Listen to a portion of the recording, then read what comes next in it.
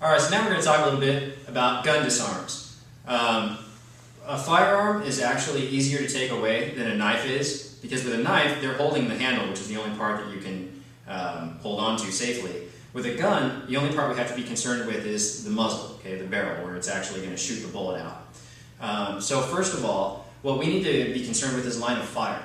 Where is that bullet going to travel when it's pointed at us? So if Craig draws a gun, okay, and points a gun at my head, if the gun is pointed over here, is it going to kill me if it goes off?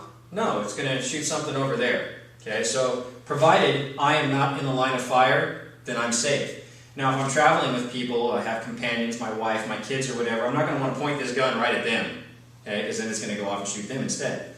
So what we're going to do is, just like with the knife defense, I'm going to keep my hands up here close to the weapon. I'm not going to put my hands way up high. I want them close where I can engage the tool. Okay? And regardless of which hand he holds the gun with, or if he's holding it with two hands or whatever, the disarm basically works the same way. So what I'm going to try and do is I'm going to get myself out of the line of fire. At the same time, I'm going to deflect that gun away from me. Okay? I'm going to want to push deep enough that I'm not putting my hand over the barrel of the gun. I prefer to be pushing on the back of his hand or the back of this weapon over here somewhere. Okay? While this hand is going to travel underneath, and the web of my hand is going to hook up underneath that barrel. Okay? So when I get myself out of the way, I push that barrel up into the air. Now, my hand isn't over the part that's actually going to hurt me. With semi-automatic handguns, they usually jam when you grab a hold of them. Some gun models, like Glocks, will fire one shot off, even if the slide has been held. Smith & Wessons, like this blue gun right here is a Smith & Wesson, it won't fire at all once you grab that slide.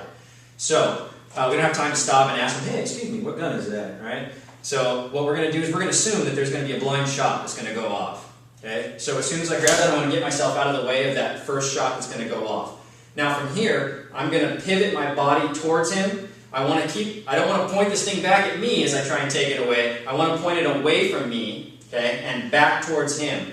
And I'm not using muscular strength to twist this. I'm turning my body to rip it back towards him. And as his hands open up, I'm going to pull that right back out of his grasp. And now I'm going to rack and clear this gun, because I probably jammed it when I took it away from him. So if I'm going to want to shoot him with it in just a second, then I'm going to make sure that I need to make sure that this gun functions. Okay, so I'm going to have to clear that slide. So my hands are going to be up to protect myself. I'm trying to be, submissive so he doesn't think I'm going to take the gun away from him. And then when I decide it's time for me to move, which it's best to move when they're distracted, if they're talking, monologuing, asking you for something, looking at their buddy over there. Okay? What we're going to do is we're going to move ourselves out of the line of fire and scoop that gun. Okay? Now I'm going to pivot my body and twist it back towards him.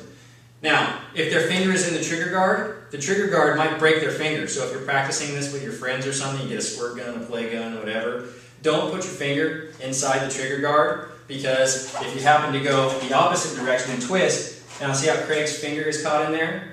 Okay? In a real situation, that's fine to just break their finger and deglove it when we tear that thing off. Okay?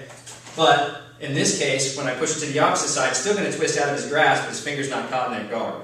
Okay? So I'm going to tear it away, rack and clear, and get some distance. Guns are a distance tool.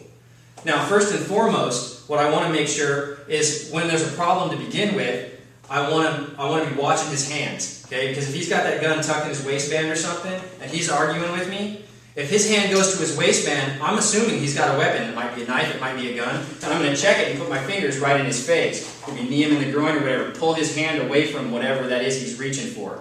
I don't want to wait for him to present that weapon to me, but if it's too late, he surprises me, he comes up, he's already got that gun out, okay, well this is a rational thing to do. Putting your hands up here, this is not very threatening. So, hey, relax, man, calm down. What, you want my money? Okay, here we go. And again, if I throw that wallet on the ground and put it over, sorry, dude. Okay, so if he goes down, I'm going to go the other way.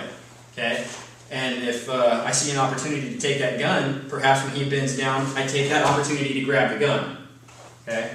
So, you're going to have to use your best judgment. Every situation is a little bit different. But in general, the reason this gun disarm works so well is the slide is longer than the handle. So from a leverage perspective, we have a lot more mechanical advantage when we hold this part of the weapon than he does. So I have to exert a lot less pounds of pressure per square inch to turn this thing around. then he can maintain hanging onto it with a death grip. So I can take the gun away from him using physics rather than power. So again, if he's holding that gun at my face, I'm going to move myself out of the line of fire, grab the gun, twist it back away from him, and now I'm in control of the weapon.